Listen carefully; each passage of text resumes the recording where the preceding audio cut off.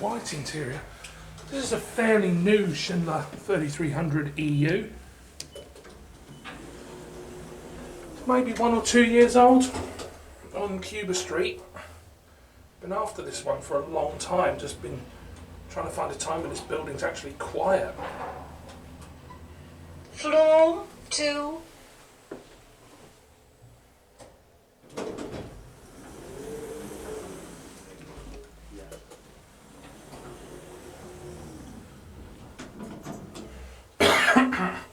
So I think basically this is an older building that's had a very extensive renovation. Floor 0.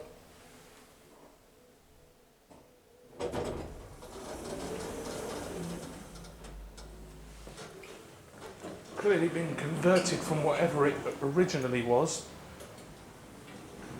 to this office building, and they've put in this new Schindler 3300. The building warrant of fitness isn't down here, so I can't work out exactly when they did the work. But if it's an old building, which I suspect it is, then it's probably not going to make a difference. But yeah, you look up there, you can see that it's actually a historic building that's been extensively modernised and refurbished. So, but yeah, there we go.